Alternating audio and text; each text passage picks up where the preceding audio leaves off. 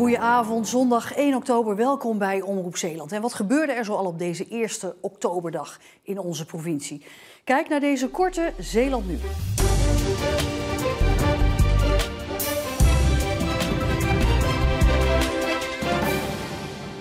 Erwin Jesterhout uit Filipijnen wilde zijn kleine vijver in zijn achtertuin vergroten, maar stuitte met de graafwerkzaamheden op een aantal stenen. Bijzondere stenen blijkt. Ze maken namelijk onderdeel uit van een oude vestingsmuur uit begin van de 18e eeuw. Mijn eerste reactie was, wauw, dat ik dit in mijn tuin heb.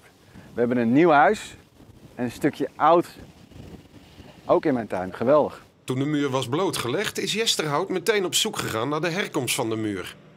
Bij de Universiteit van Utrecht zijn heel veel oude kaarten van vestingplannen die wel of niet gerealiseerd zijn. En toen kwam ik er eigenlijk achter dat het een stenen beer was.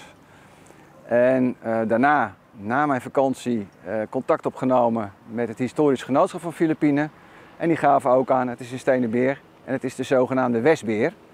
Want aan de oostelijke kant van Filipijnen is ook een stukje beer gevonden. Volgens Jesterhout is dit een bijzondere ontdekking voor Filipijnen. Niemand wist eigenlijk meer in dit dorp dat dit er nog was. Dus dat we naast de oostbeer, die al gerestaureerd is, dat we dan ook nog een westbeer hebben. Vanwege de historische waarde wil hij dat de muur dan ook zichtbaar blijft. Ik wil er niks aan gaan veranderen. Ik wil dat hij geconserveerd wordt. In zijn oude staat. Dus zoals hij was rond 1700. Maar daar is geld voor nodig, dus hij hoopt op subsidie om dit te realiseren.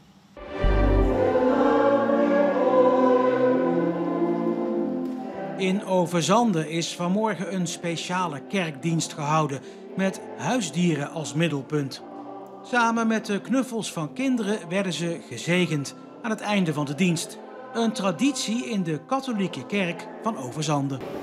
Hey, lieve streep, mag jij voor heel de familie een lief en mooi katje zijn? Ja, ze hebben een speciale band met hun dieren en hun knuffels. En het feit dat je daar gewoon eens een keer bij stilstaat op zo'n bijzondere dag. En dat je dat als het ware letterlijk in het licht zet, zoals we nu hier ook in het zonnetje staan.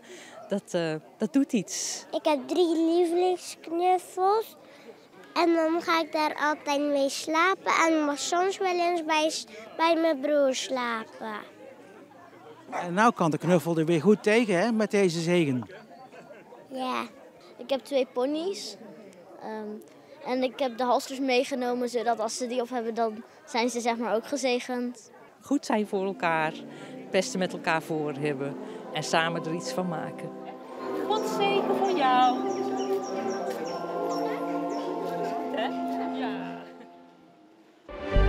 De muur van Altena, de hoge gemetselde muur langs de Oranjedijk in Vlissingen, waar de golven tijdens een flinke storm met veel geweld tegenaan beuken, was aan een opknapbeurt toe en is in de afgelopen 2 jaar grondig gerestaureerd. De muur die is onderhevig aan de elementen, wind, water, de golven, dus erosie. Daardoor slijten de voegen uit, is er slijtage van de stenen, vallen er gaten in de muur. Dus dat zijn eigenlijk de grootste oorzaken van de schadebeelden die we terugzien. De muur werd gebouwd in de 16e eeuw en er is in de loop van de tijd al veel aan gesleuteld. De muur die heeft het een en ander meegemaakt in de loop der jaren. We hebben hier de nodige oorlogen rondom de stad Vlissingen gehad. Goed, dat heeft ook zijn weerslag gehad op de muur. Die is in de loop der tijd vaak beschadigd geweest en weer opnieuw hersteld geweest. En daardoor is eigenlijk de muur in zijn huidige vorm zeg maar, echt een lappendeken van herstelwerkzaamheden. Het is een beeldbepalend rijksmonument en voor Vlissingen dus van groot belang dat hij weer in een goede staat verkeert. Hij heeft met name een cultuurhistorische waarde.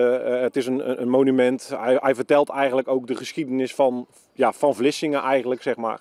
En dat is eigenlijk het grootste belang van de muur. Het heeft geen waterkerende functie meer op dit moment, want de waterkering ligt achter de muur. Dus het is met name cultuurhistorie. Niet alleen gisteren, maar ook vandaag bleek een mooie dag met zelfs nog wat meer zon. En de zon was ook feller dan gisteren en het werd ook warmer. Op een aantal plaatsen in de loop van de middag zo'n 23 graden. Maar de ochtendzon is nu uiteraard prima voor een goede workout. Dat kan vanavond ook. De minimumtemperatuur voor vannacht is 13 tot 15 graden. En er is dan maar een zwakke tot matige wind. Dat geeft landinwaarts kans op wat grondmist of een paar mistbanken. En die kunnen morgenochtend een rol spelen. Voor de rest zijn er weer zonnige perioden, maar minder dan vandaag. Het is wel zeer zacht voor begin oktober, met maxima van 22 tot 25 graden. Maar na morgen is het warme weer voorbij, want dinsdag passeert een buienstoring. Dat is later in de nacht en dinsdagochtend. Kans op enkele felle buien dan, mogelijk met windstoten. Woensdag en donderdag kan er ook al een bui vallen, maar dan heb je vooral opklaringen en stapelwolken. Er is dan minder wind, maar het zal wel frisjes aandoen met 16 à 17 graden als een maximum.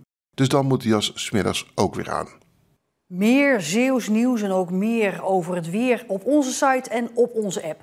Nog een hele fijne zondagavond en graag tot morgen.